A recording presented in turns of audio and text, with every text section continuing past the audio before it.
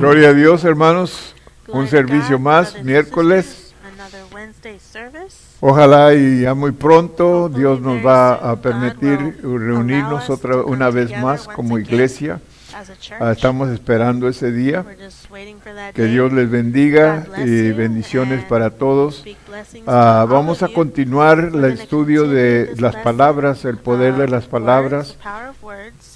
Y estamos en el capítulo 9. Y el título de hoy es Cruce al otro lado. Cruce al otro lado.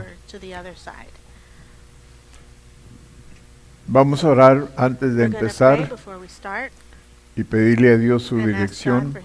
Padre, en el nombre de Jesús, le pedimos que usted guíe toda palabra que sale de mi boca, que me unja mis labios, Señor, para hablar este mensaje, y Padre Santo, que unja nuestros oídos para oír y para recibir y para vivir lo que hayamos oído, Padre Santo, para que así tenga beneficio en nuestras vidas, en el nombre de Jesús. Amén, amén, amén. Cruce al otro lado.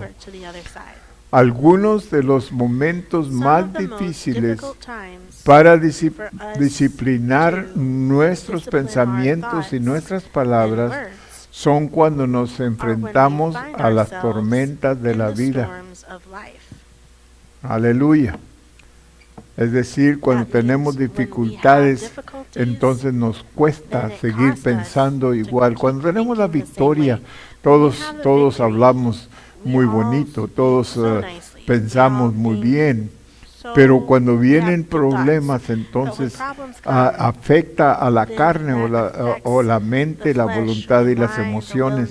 Y cuando estos son afectados, tenemos la tendencia a reaccionar como humanos, en lugar de como seres espirituales que somos.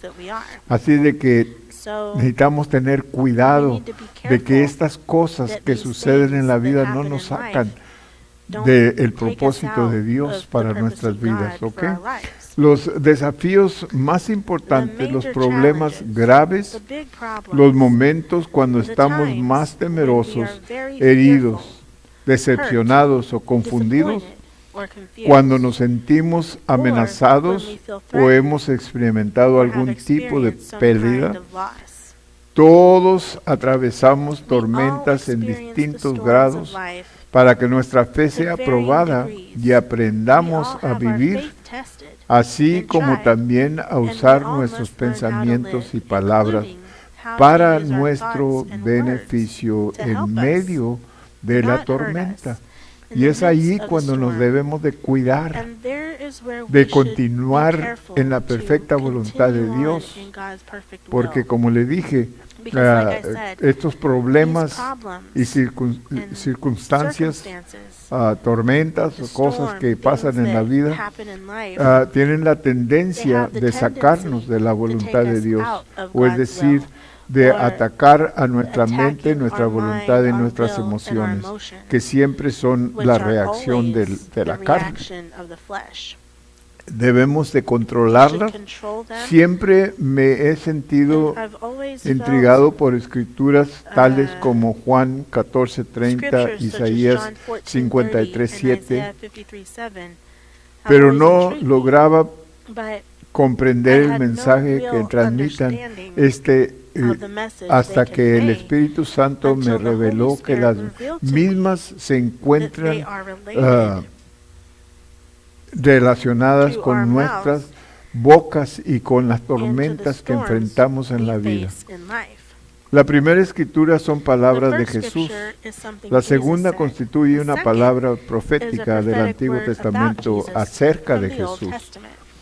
Y Juan 14:30 dice, no hablaré ya mucho con vosotros porque viene el príncipe de este mundo y él nada tiene en mí. Este es Jesús hablando. Y en Isaías 53:7 dice, angustiado él y afligido no abrió su boca, como cordero que fue llevado al matadero, y como oveja delante de sus trasquiladores, enmudeció y no abrió su boca. Nunca se ha puesto a pensar por qué Jesús nunca se defendió. Él nunca abrió su boca para defenderse a pesar de todo lo que le hicieron.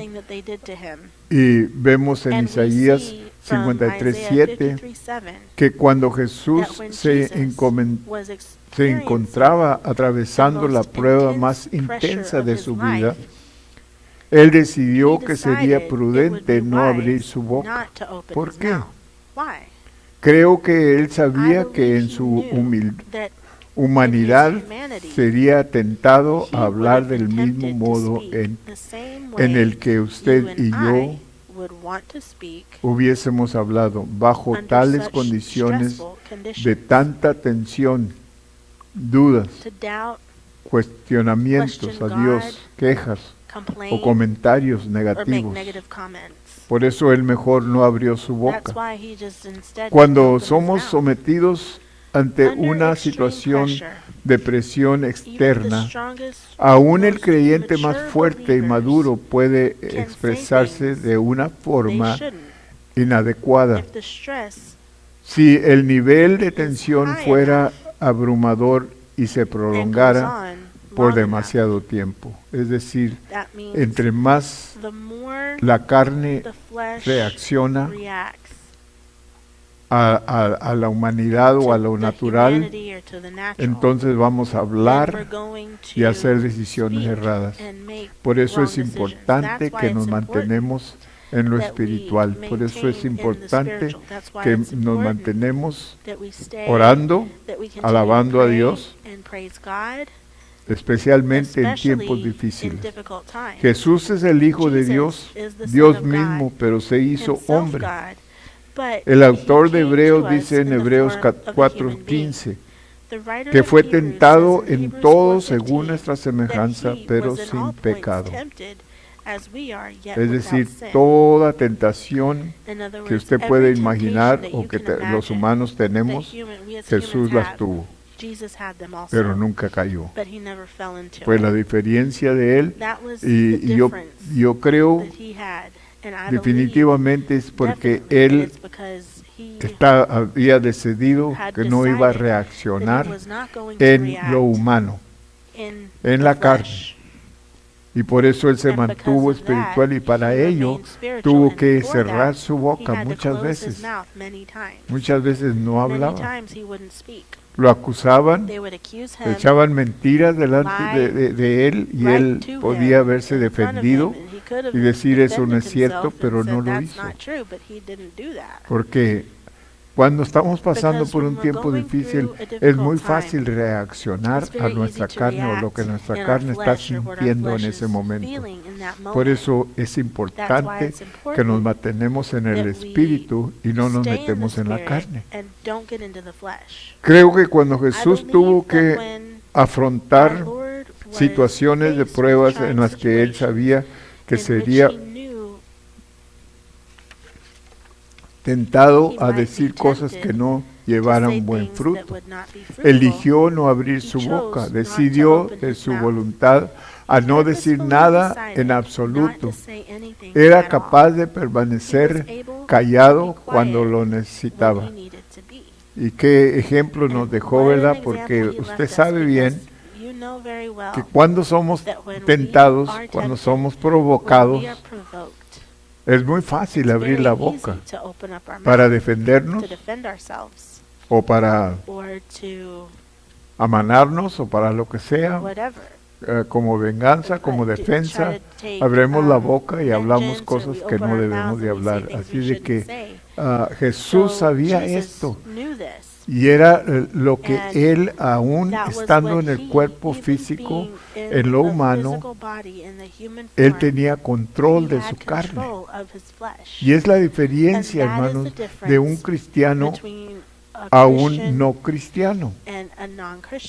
Cuando yo no era cristiano, yo no tenía control sobre mi carne, yo hacía lo que mi carne quería. Pero ahora la carne se está muriendo, pero no está completamente muerta. Yo todavía tengo que hacer decisiones conforme a lo espiritual o a la carne. Y usted también. El hecho de que somos salvos y que somos espirituales no nos asegura que siempre vamos a actuar en lo espiritual. Es una decisión que tenemos que hacer. Tiene que ver con la voluntad. Así de que fue lo que Cristo hizo. Él decidió siempre actuar en lo espiritual, aunque era todo hombre, pero era también todo Dios, y Él podía controlar aquellas cosas, y nos dio a nosotros la oportunidad de hacer lo mismo. Es decir, por eso Él vive en nosotros, por eso el Espíritu Santo está en nosotros, para que nosotros podamos hacer lo mismo. Lo que pasa es que, como les he dicho siempre en el pasado, lo que nosotros alimentemos es lo que somos. Si alimentamos la carne, somos carnales. Si alimentamos el espíritu, somos espirituales. Y no hay nada más. Es como la predicación que les di de la semilla, lo que sembramos. Porque así es. Si alimentamos lo carnal va a tener siempre el poder sobre nosotros, es decir, nos va a controlar. Pero si alimentamos al espíritu, entonces vamos a ser seres espirituales. Depende en dónde pasas tu tiempo. Si lo pasas en la carne, alimentando la carne con lo que sea que alimenta tu carne, entonces vas a ser carnal. Y cuando quieras ser espiritual no lo vas a poder ser porque la carne te va a vencer. Así que tenemos que alimentar lo espiritual para ser espirituales. Okay? Esta es una buena decisión. Sabía para todo aquel que se encuentre bajo o una decisión sabia para todo aquel que se encuentre bajo momentos de estrés. En vez de hablar en virtud de nuestras emociones, que pueden estar alteradas o heridas, tenemos la inteligencia para dejar que nuestras emociones mengüen antes de abrir nuestras bocas. Es decir, por eso hay dichos que dicen, piensa 2 veces antes que hables una vez. Cuando tienes problemas, es muy fácil abrir la boca y decir cosas que dañan. Es muy fácil abrir la boca y decir cosas que dañan a otras personas. Y si no a otras personas, a nosotros mismos. Porque por las palabras de tu boca serás juzgado. En esta forma, evitaremos decir cosas que no pueden o no honran a Dios, o no expresar nuestra fe y confianza en Él, y no dar lugar a la negatividad con nuestras palabras. Es decir, no dar lugar al diablo. Porque el diablo está escuchando. Él no sabe lo que tú piensas, pero él sabe lo que tú hablas. Él oye tus palabras y se dirige por medio de tus palabras. Cuando tú hablas negativo, el diablo lo levanta inmediatamente y lo usa como una arma en contra de ti. Por eso nos hace caer y luego nos castiga con culpa. Así de que luego también nos va y se queja con nuestro Padre Celestial y nos juzga. Un día Jesús y sus discípulos atravesaban una tormenta feroz en el mar de Galilea. Fue una tormenta natural, pero podemos aprender de este relato algunas lecciones sobre cómo enfrentar las tormentas de la vida. La travesía del mar comenzó cuando Jesús les dijo, pasemos al otro lado, que está en Marcos 4:35. Predicamos de esto el domingo. Para mí, esta oración es como si Jesús le dijera, tengo algo nuevo y más grande para tu vida. O experimente una nueva bendición. O el ascenso está en camino, o cualquier otra frase que el Señor pudiera utilizar para hacernos saber que un cambio se aproxima. Estoy seguro de que los discípulos estaban expectantes por descubrir con qué se encontrarían al otro lado. Posiblemente no esperaban enfrentar una gran tormenta. Y especialmente cuando sabían que al otro lado no había nada. Quizás ellos no entendían por qué vamos al otro lado, por qué Jesús dice vamos al otro lado, porque todos sabían que al otro lado estaba un cementerio, que al otro lado estaba un endemoniado, que nadie podía ir ahí. Pero Jesús dice, vamos al otro lado. Y yo estoy seguro que había preguntas en los discípulos. Pero vino una gran tempestad, de seguro ya ha notado que no todas las tormentas en su vida están en el pronóstico. Es decir, no sabemos cuándo van a llegar.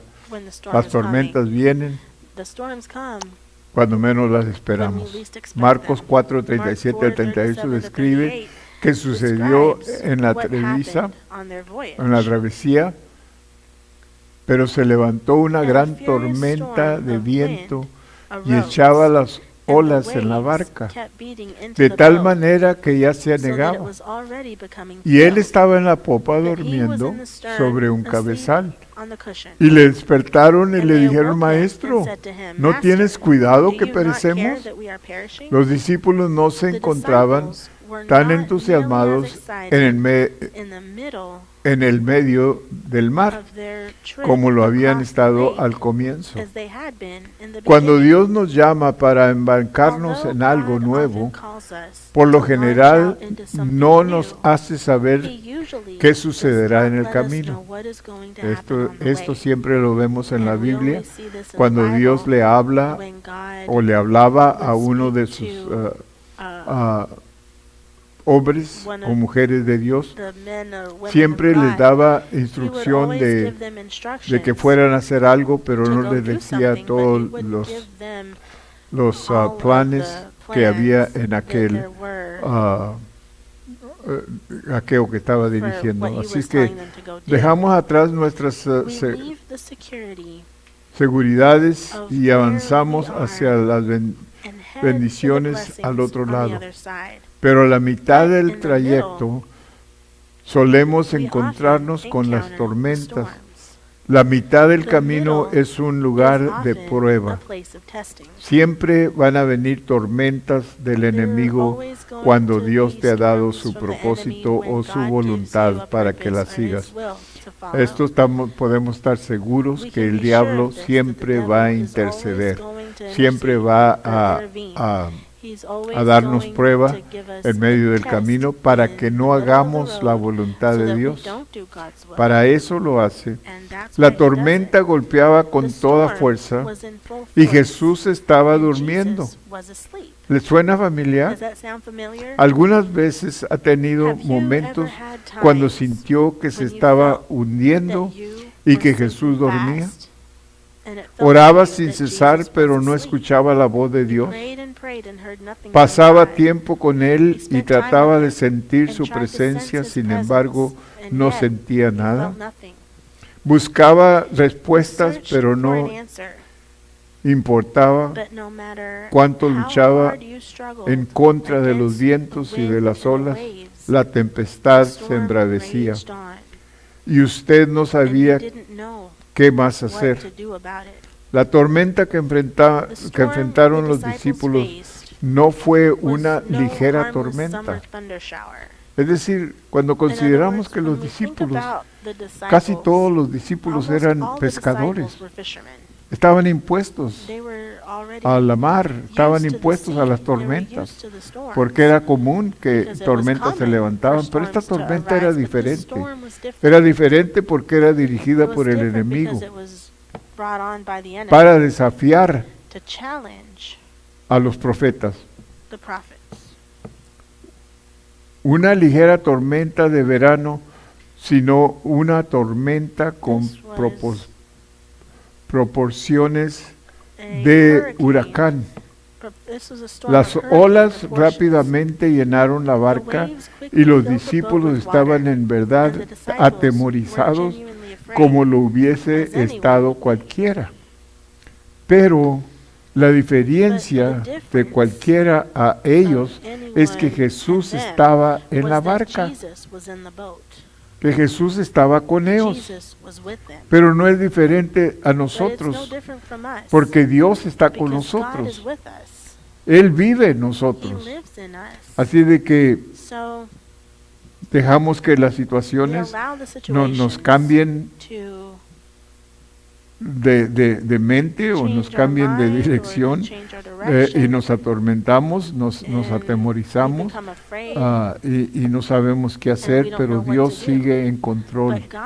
Así de que en momentos como estos, cuando nuestras barcas parecerían estar hundiéndose con nosotros dentro, debemos poner en práctica nuestra fe. Podemos hablar acerca de la fe, leer sobre ella, escuchar sermones o cantar sobre la fe, pero en el medio de la tempestad debemos aprender a usarla. Asimismo, en circunstancias similares descubrimos cuánta fe realmente tenemos. Y siempre estamos pidiéndole a Dios que nos dé más fe. Aumenta mi fe, Señor. Pero es que no necesitamos más fe, necesitamos usar lo que ya tenemos de la fe. La fe, al igual que un músculo, se debe ejercitar. Cada tormenta que atravesamos nos equipa para que enfrentemos de mejor manera una próxima. Pronto nos convenceremos en tan buenos navegantes que las tormentas ya no nos perturban. Habremos pasado por las mismas y conocemos cómo terminan, todo estará bien. Una vez que creamos esta verdad, podemos decir confiadamente que llegaremos al otro lado. Es decir, las promesas siguen siendo iguales.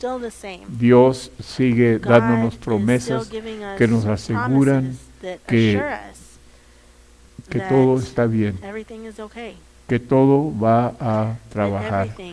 Pero en tiempos difíciles es difícil mantenernos en lo espiritual, pero la respuesta es lo espiritual, o la respuesta está en mantenernos en lo que ya sabemos espiritualmente, que Dios es fiel, que Dios está con nosotros, que Dios nos va a ayudar, que Dios nos va a salvar, que Dios nos va a cuidar y a dar la victoria. Eso siempre debemos de estar seguros que va a suceder. Que Dios les bendiga, hermanos, y vamos a orar. Padre, en el nombre de Jesús, le damos toda honra y gloria a usted, Señor, por su palabra, que es como una espada de dos filos, Padre Santo, que nos redarguye, que nos da convicción, Padre, que nos da dirección, que nos enseña el camino, Padre, que nos limpia, Padre Santo, que descubre o ilumina las partes que están en oscuridad de nosotros, Padre. Gracias, Señor, por su palabra, que es fiel y verdadera. Le pido, Padre Santo, por cada uno de mis hermanos, que usted los bendiga, que usted los colme de bendiciones, Padre, que usted supla toda necesidad en el nombre de Jesús, Que usted tenga su mano poderosa sobre cada uno, Señor, cada familia, Padre Santo. Hasta la próxima vez que nos veamos, que usted nos mantenga, Padre Santo, en su perfecta voluntad. Gracias, mi Dios, por este tiempo tan precioso para estudiar y aprender su palabra y lo que usted quiere de nosotros, Padre. Que cuando usted nos da una palabra, que cuando usted nos dice una cosa, siempre se va a cumplir. Y que tengamos esa confianza siempre en usted, en el nombre de Jesús. Bendice a mis hermanos, cuídalos, guárdalos, Señor, en todos sus caminos, en el nombre de Jesús. Amén, amén, amén. A las 3 vamos a despedirnos con un fuerte aleluya. A la 1, a las 2, a las 3. ¡Aleluya!